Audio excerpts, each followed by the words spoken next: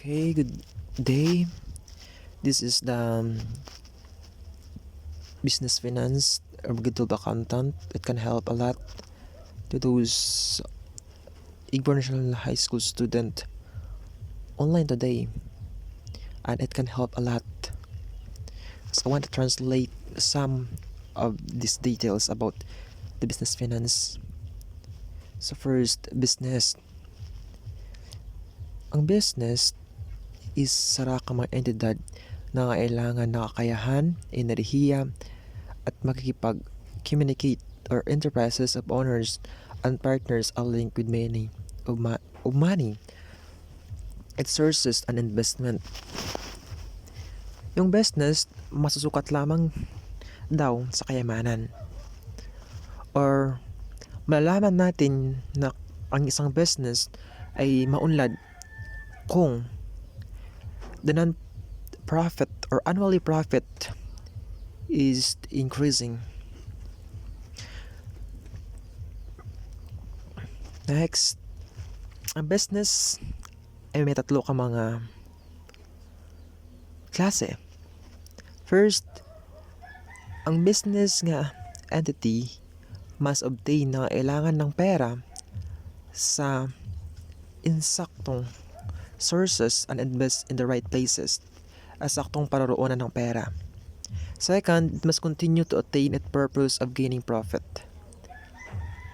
Third, cash must be available when it's needed. Third po naman po, nakakailangan pa tayo ng cash. Siyempre, to start our business, we need a capital, and that capital is also a cash. Okay po. When anyone starts a business, capital will obtain from their own resources such as saving, intermediaries such as banks. In corporation, these sources such as saving are called share capital. Also, we have a share capital. Also, if you are a member on co-op in Patnongon, you have a share capital.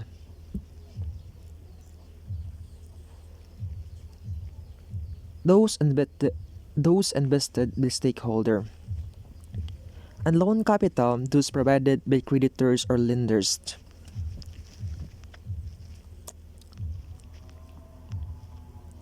So, i-find ko lang yung ang important details about the business finance. It is too long. Yung finance. Finance studies money and its management. Yan ang trabaho ng finance. Similar to economics, it explored the allocation of resources. Companies invest in inventory, plant, and equipment, but the returns are earned in the future. Finance as a discipline there are areas which include the financial institution, investment, and business finance. Study of financial institution is concerned with the creation of financial asset, the market for trading securities, and regulation of financial markets. Yung corporate or business finance studies the role of financial manager, his ability to meet obligation as they come due, identifying the best sources of funds, allocating the sources among available investment alternatives. Next po, finance as an academic discipline has its roots from accounting and economics. Finance course emphasizes the analysis of financial statement and legal. Yung business finance involves the management of financial resources available to the organization to operate a business's variety of assets, tangible and intangible, including plant, equipment, motor vehicle, technical apparatus, patient, etc.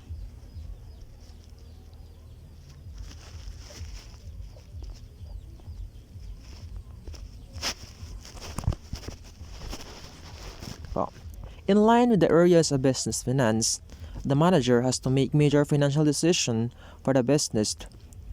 Yung financing decision is involved generating funds internally or from external sources. Funds may be generated externally from borrowing and by issuing debt, equity, securities. Investment decision is determined is determine the real asset that our business has. These assets generate the cash flow that are needed to meet operating expenses, pay interest to creditor, taxes to government, and dividend to stockholders. Functions of business finance. Ano bala yung function ng business finance? Yung business finance is both an art and science of managing the financial resources of an organization.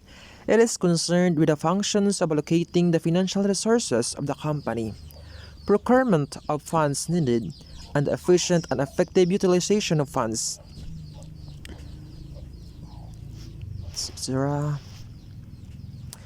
Rule of financial management. Ano bala yung rule ng financial management? Yung financial management deals with decisions that are supposed to maximize the value of shareholders' wealth.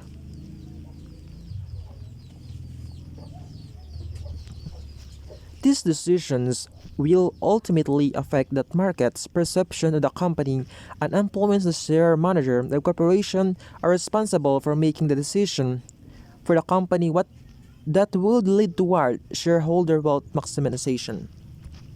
Yung financial manager have a major role in company management.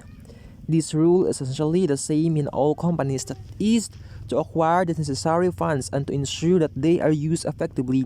In some companies, management may be done by the secretary or accountant. In larger companies, this function may be done by executive described as a financial manager. These are the people directly involved in making financial decisions. Okay? In large corporation, the owners or stakeholders are usually not directly involved in making business decisions, particularly on a day-to-day basis. Instead, the corporation employs manager to represent the owners' interests and make decisions on their behalf. Okay, prepared by Marian D. Perales, subject teachers. Thank you, ma'am. And the activity is this. Learning area, quarter first week 1, activity sheet on business finance. Okay, yung name natin, with the canons, yung MELC, I don't know what's that, objectives. The learners shall be able to explain the major rule of financial management and the different individuals involved. Topic natin po, introduction of financial management, provide detailed procedure for the supplementary activities based on the MELCS. Hindi ko po alam yung ano yung meaning ng MELCS. On sheet of paper, answer the following question. What is your full name? What's your nickname? Why did you choose the ABM strand? What are your expectations of the class? Okay, yung activity 2 natin po. On sheet of paper, answer the following question. How much is your daily allowance? Is not given daily. How much is your allowance per day? Okay po yung I want to explain po. Magkano po yung allowance nyo, yung araw-araw nyo pong allowance? If not given daily daw, how much or magkano yung allowance mo per day? Po. Second question, write down all the items you spend money on. Ano po ba yung binili nyo po sa pera nyo? List the description and peso amount spent. Kailangan nyo po i-describe or describe nyo po yung mga binaklan nyo, how much or magkano po siya. Number 3, compute for the balance of your allowance by deducting the expenses you listed from your daily allowance. And then, compute nyo po yung balance, yung allowance nyo, yung natira po yung allowance nyo by deducting expenses you listed from your daily allowance. Yung lahat po yung nastos nyo po sa araw, minus nyo po yung daily allowance nyo po. If the answer to question C is positive, kung nasagot nyo po yung question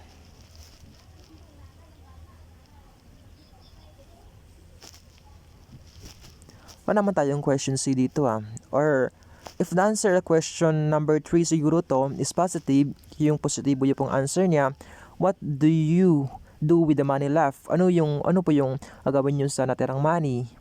If the answer is negative, where do you get additional money? Kung wala na po kayong natirang money, saan na po kayo kukuha ulit? Okay po. Activity 4, define the following. finance, business, budgeting, investment, source of funds, manager, what is business finance, what is financial management, explain the rules of financial management. Yung lahat na po yung sagot niya po, doon na po yun sa ununa kong page po yon. Okay po. Prepared by Marian Di Perales, subject teachers. Thank you, ma'am. And please subscribe to my YouTube. And thank you.